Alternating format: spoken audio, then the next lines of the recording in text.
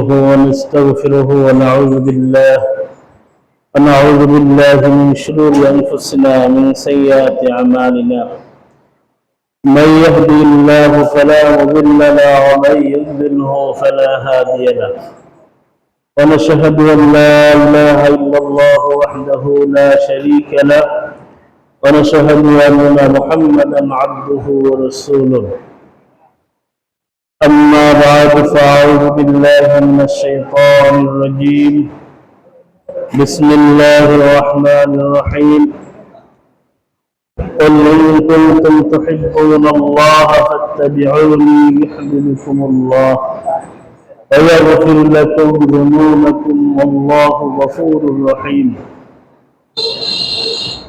وقال رسول الله صلى الله عليه وسلم: لا يؤمن أحدكم حتى أكون أحب إليه من والده وولده والناس أجمعين. আল্লাহ পাক রব্বুল আলামিনের শুকরিয়া যে মহান মনিব পবিত্র জুমার দিন আমাদেরকে আগে ভাগে মসজিদে আসার তৌফিক দান করেছেন, এজন্য শুকরিয়া। সকলে বলি আলহামদুলিল্লাহ। আল্লাহ পাক রব্বুল আলামিন আমাদেরকে তার হুকুম আদায় করতে আসার তৌফিক দান করেছেন, বিধায় আসতে পেরেছি। তা না হলে আদৌ আসা সম্ভব ছিল না। তাহলে আমরা আল্লাহর হুকুম পালন করতে পেরে খুশি। ভালো কাজ করতে পারা এটা হলো ভাগ্যের ব্যাপার। আমি আপনাদের সামনে আজকে নবী করিম সাল্লাল্লাহু আলাইহি ওয়াসাল্লামের কিছু জীবন আদর্শ বা তার কয়েকটা পয়েন্টের উপরে কিছু কথা বলবো ইনশাআল্লাহ। নবী করিম সাল্লাল্লাহু আলাইহি ওয়াসাল্লাম একদিন তার সাহাবীদেরকে নিয়ে বসে আছেন, প্রিয় সাহাবী। নবীজি বলতেছেন যে আমার কাছে জগতের ভিতরে তিনটা জিনিস প্রিয়। নবীজির বয়ান শোনার পরে হযরত আবু বকর সিদ্দিক রাদিয়াল্লাহু তাআলা আনহু তিনি বললেন, ইয়া রাসূলুল্লাহ, আমারও তিনটা জিনিস প্রিয় জগতের ভিতরে। আবু বকরের কথা শুনে ওমর রাদিয়াল্লাহু তাআলা আনহু তিনি বললেন, ইয়া ভাই আবু বকর, আপনি সত্য বলেছেন, আমারও তিনটা জিনিস প্রিয়। আবু বকরের কথা শুনে হযরত ওসমান গনি রাদিয়াল্লাহু তাআলা আনহু বললেন, ভাই আমারও জগতের ভিতরে তিনটা জিনিস প্রিয়। তার কথা শুনে হযরত আলী রাদিয়াল্লাহু তাআলা আনহু বললেন, ভাই আপনি সত্য বলেছেন, আমারও জগতের ভিতরে তিনটা জিনিস প্রিয়।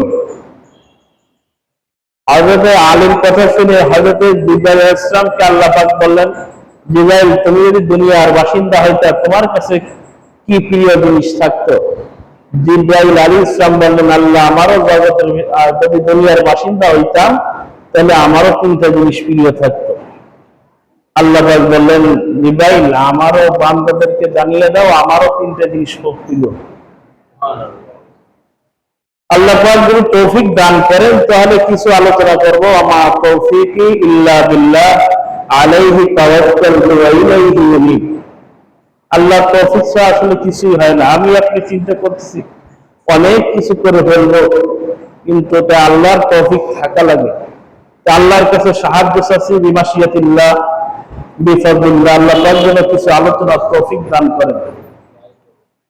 নবীজি বললেন, আমার কাছে জগতের ভিতরে তিনটা জিনিস প্রিয়। এক নম্বর হলো আত্মীয়, সুগন্ধি, সুগন্ধি প্রিয়।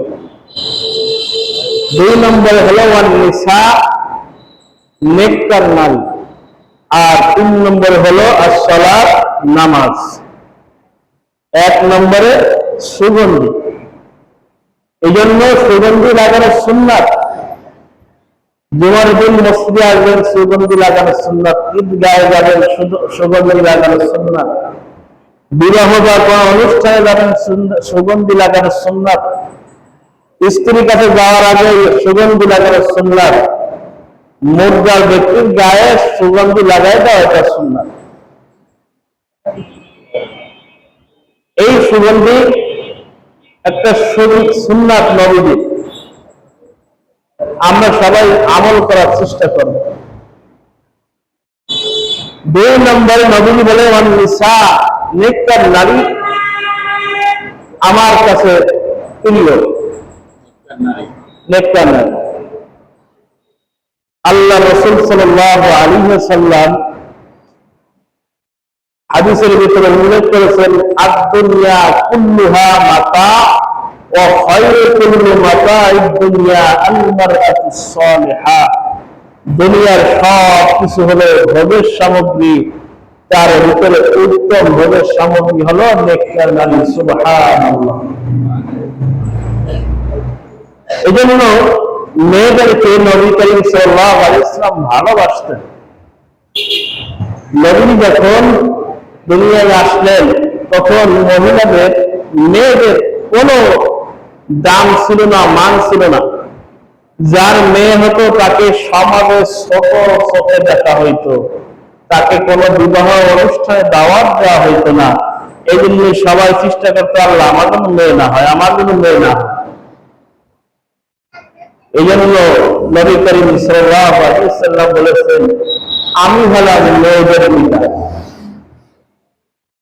সালাতু বানাতুল জাত, 3টা কন্যা হয়েছে, এই 3টা কন্যাকে আদব শিখাইছে, দিন শিখাইছে।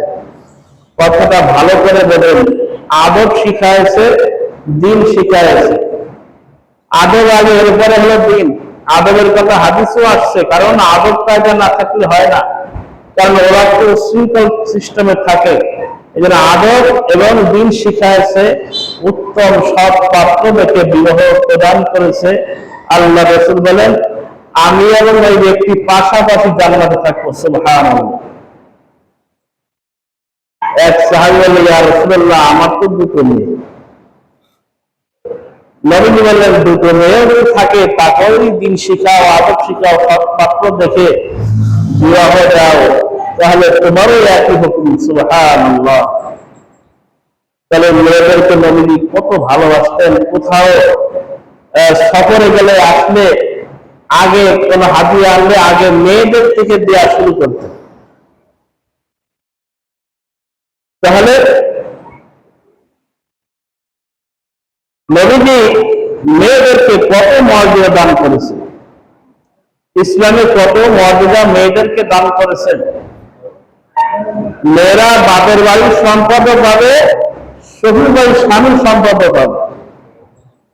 এরা দিয়েছেন না, হিন্দু ধর্মে কি বাপের বাড়ির সম্পদ পায় মেয়েরা? পায় না। যাই হোক, মেয়েদেরকে আল্লাহ পাক রব্বুল আলামিন অনেক সম্মান করেছেন, কারণ নবীজি যখন দুনিয়ায় আসলেন তখন গোটা পৃথিবী ছিল অন্ধকারে ঘেরা। আল্লাহ পাক রব্বুল আলামিন বলেন, আলিফ লাম রা, কিতাবুন আনজালনাহু ইলাইকা লিতুখরিজান নাসা মিনাল যুলুমাতি ইলান নূর। আলিফ লাম রা, আল্লাহু আ'লামু বিমুরাদিহি।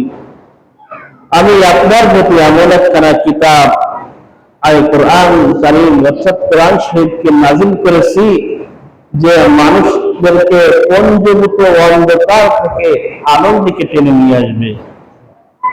আল ইসলাম নূরুন, ইসলাম হলো নূর। মানুষেরা অজ্ঞতাবশত উলঙ্গ অবস্থায় কাবা শরীফ তওয়াফ করত, জানতো না।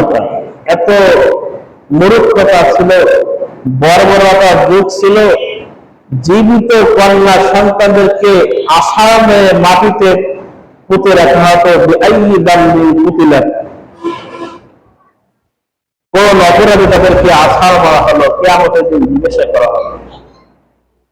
নবীদের সামনে একজন ব্যক্তি এসে ইসলাম কবুল করেছেন, তার নাম ছিল দাইয়াতুল কলবি। তার খুব সুন্দর চেহারা ছিল। হযরত জিবরাইল আলাইহিস সালাম ওই সাহাবীর সুরত ধরে নবীর সামনে আসতেন ওহী নিয়ে। এই দাইয়াতুল কলবি নবীর কাছে এসে বলতেছে, ইয়া রাসূলুল্লাহ, আমি তো কলেমা পড়েছি, কিন্তু আমি জীবনে যত অন্যায় করেছি, আল্লাহ কি আমাকে মাফ করবে? নবীজি বললেন, তুমি যখন কালেমা পড়ছো, কালেমা পড়ার সাথে সাথে আল্লাহ পাক তোমার পিছনে সব গুনাহকে মাফ করে দিয়েছেন, তুমি কেন আবার টেনশন করতেছো, আবার কান্নাকাটি করতেছো? বললেন, ইয়া রাসূলুল্লাহ, আমি আসলে এমন অন্যায় করেছি, আল্লাহ কি আমাকে মাফ করবে? নবী বললেন, তুমি কি অন্যায় করেছো? বলে, ইয়া রাসূলুল্লাহ, আমার অনেকগুলি কন্যা সন্তান ছিল, তা আমার স্ত্রী আবার গর্ভবতী হয়েছে, আমি সে টের পাই নাই। আমি যেহেতু ব্যবসা বাণিজ্য থাকি, অনেকদিন পরে আসি, তবে এই কন্যা সন্তান হয়েছে, সে মেয়েটাকে আর এক বাড়ি ছেড়ে থেকে পালতেছিল। একটু বড় হয়েছে, তখন আমার সামনে দিয়ে আসে, ঘরে আমাকে ডাকে, কিন্তু জিজ্ঞাসা করলে আমার স্ত্রী ভালো কোনো উত্তর দিতে চায় না। কিন্তু মেয়েটা আমার কাছে আসে, দেখতেও খুব সুন্দর, আমার জন্য কেন তার প্রতি মায়া জড়ায় গেল। কিন্তু আমি যখন আমার স্ত্রী এক পর্যায়ে একদিন বলল, এ আমাদের সন্তান, কন্যা সন্তান হয়েছিল, তো অমুক জায়গায় সেরে যাচ্ছিলাম আপনার ভয়ে, কিন্তু আমি মানুষে আমাকে কি বলবে, এলাকার লোক কি বলবে, এই জন্য আমি চাচ্ছিলাম যে আমার মেয়েটাকে সেই জাহিলিয়াতের মতন তাকে হত্যা করে মেরে ফেলি। কিন্তু দিন যত যায় তত আমার মেয়েটা আমার প্রতি ভালোবাসা করে বাড়ায় দিচ্ছে, আর আমারও ভালোবাসা জমতেছে। কিন্তু ইয়া রাসূলুল্লাহ, আমার পাষাণ হৃদয় মানে না। আমি একদিন আমার স্ত্রীকে বললাম, আমি একটু অমুক জায়গায় যাবো, আমার মেয়েটাকে তুমি সাজিয়ে গুছিয়ে দাও। আমার মেয়েকে সাজিয়ে গুছিয়ে দিল আমার স্ত্রী। আমি তাকে নিয়ে চললাম, দূরে এক পাহাড়ের ভিতরে গিয়ে আমি একটা গর্ত খনন করলাম। গর্ত খনন করার পরে আমি গর্ত খনন করতেছি, আর আমার গা দিয়ে ঘাম ঝরতেছে। আমার এই ছোট মেয়েটা আমার ঘাম মুছে দিচ্ছে, আর বলতেছে, আব্বা তুমি কেন এত কষ্ট করতেছো? ইয়া রাসূলুল্লাহ, কিন্তু আমার অন্তরের ভিতরে মেয়ের প্রতি কোনো মায়া হলো না। গর্ত গোছা শেষ হয়ে গেল, আমার মেয়েটাকে ধরে আমি গর্তের ভিতরে নিক্ষেপ করলাম। আমার মেয়ে বুঝতে পেরেছে, তখন আমার কাছে কেন্দ্রে বলতেছে, এই ছোট বাচ্চাই, যে আব্বা তুমি আমাকে মেরো না, আমি তোমার পরিচয় কখনো দেব না। ইয়া রাসূলুল্লাহ, একটা পাথর এনে আমার মেয়ের মাথার উপরে এমন ভাবে নিক্ষেপ করেছি, মেয়েটা আব্বা বলে এমন একটা চিৎকার দিছে, কিন্তু আমার অন্তরটা আমার মেয়ের প্রতি গলি নাই। ইয়া রাসূলুল্লাহ, এত বড় অন্যায় করেছি, আমার কি আল্লাহ মাফ করবে? হাদিস শরীফে আসছে, নবী যখন শুনতেছিলেন, নবী চোখ দিয়ে পানি পড়তেছিল। নবী বললেন, এমন অন্যায় করে মানুষও করে? সম্মানিত উপস্থিতি, মেয়েদের মর্যাদা ইসলামে দিয়েছে, নারীর মর্যাদা দিয়েছে। মানুষ বলে ইসলামে নারীর মর্যাদা দেয়নি। নারীর মর্যাদা ইসলামে দিন, এটা কে দিয়েছে? আল্লাহ দিয়েছেন, আল্লাহ রাসূল দিয়েছেন। যাই হোক, নবীজি বলেন, আমার কাছে সবচেয়ে প্রিয় জিনিস হলো পৃথিবীর ভিতরে নেককার নারী, সতী নারী। 3 নম্বরে নবীজি বলেন, আমার কাছে প্রিয় হলো আসসালাত, নামাজ। লা দীনা লিমান লা সালাতা লাহু, যার কাছে নামাজ নাই তার কাছে কোনো দ্বীন নাই। আমি আগেও হাদিস বলেছি, বাইনাল আবদি আল কুফরি তারকুস সালাহ, কাফের আর মুসলমানের পার্থক্য হলো নামাজ। কাফের নামাজ পড়ে না, মুসলমান নামাজ পড়ে। আল্লাহর রাসূল বলেন, মান তারাকা সালাতান মুতাআম্মিদান ফাকাদ কাফারা, যে ব্যক্তি ইচ্ছাকৃতভাবে নামাজ ছেড়ে দিল, সে যেন কুফরি করলো। ইমাম আবু হানিফার মত হলো, বেনামাজি ব্যক্তিকে জেলখানায় ঢুকাও। ইসলামী শাসন ব্যবস্থা যদি দেশে থাকতো, বেনামাজির শাস্তি হলো শরীয়ত মতো তাকে জেলখানায় ঢুকাও, ততদিন পর্যন্ত যতদিন না পর্যন্ত সে পাক্কা নামাজি না হয়। দেশে তো ইসলামী শাসন ব্যবস্থা নাই। অন্যান্য কোন ইমামের রাওয়ায়াত আছে যে নামাজিকে হত্যা করে দিতে হবে। আল্লাহু আকবার।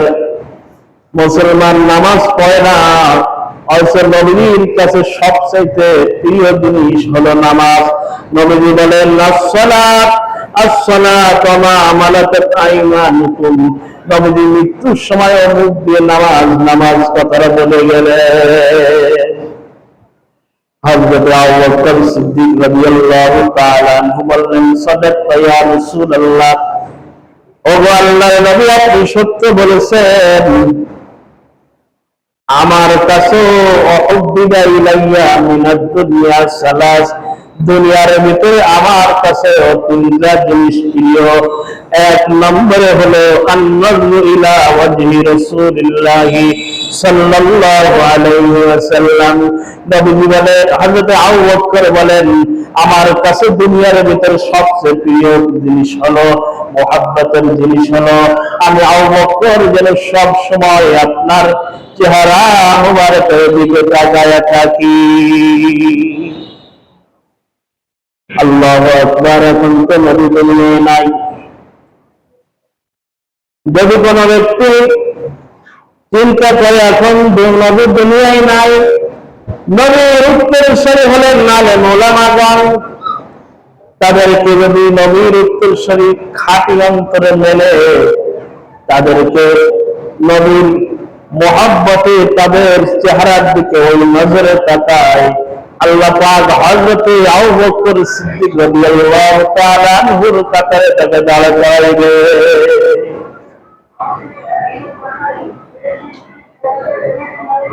বন্ধুরা আমার, হযরত আবু বকর নবীকে কত ভালোবাসতেন।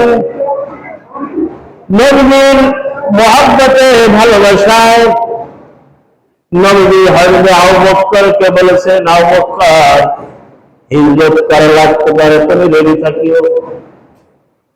নবীজি মক্কা থেকে হিজরত করবেন মদিনায়। সমস্ত মাল জিনিস সবাইকে আমানতের জিনিস বুঝাই দিলেন। হযরত আলীকে বললেন, আলী আমার বিছানায় তুমি শুয়ে থাকো। নবীজি বাইরে হলেন, বাইর থেকে বাইরে হয়ে তিনি রওনা দিলেন। হযরত আবু বকরের বাড়িতে গিয়ে বললেন, আবু বকর। অমনি আবু বকর সিদ্দিক বললেন, লাব্বাইক ইয়া সাদাইক। নবীজি বললেন, আবু বকর তুমি কি ঘুমাও নাই? মানুষ এত রাতে একটা ডাক দিলে কিভাবে জাগে? হযরত আবু বকর সিদ্দিক রাদিয়াল্লাহু তাআলা আনহু বললেন, ইয়া রাসূলুল্লাহ, আপনি যেদিন বলেছেন আবু বকর হিজরত করা লাগতে পারে, ওদিন থেকে আমি আবু বকর বিছানায় আমার পিঠ লাগাই না। কতটা ভালোবেসেছেন নবীজিকে হয়তো আবু বকর সিদ্দিক রাদিয়াল্লাহু তাআলা। কেমন মানুষ ছিলেন হয়তো আবু বকর সিদ্দিক। নবীজি হযরত আবু বকর বলেন, ইয়া রাসূলুল্লাহ, দুই নম্বর হলো আমার কন্যা আয়েশাকে আপনার জীবনী সঙ্গিনী করে দিতে পারি, অর্থাৎ আপনার স্ত্রী হিসেবে আমার কন্যা আয়েশা হোক, এইটা আমার কাছে দুনিয়ার ভিতরে প্রিয়।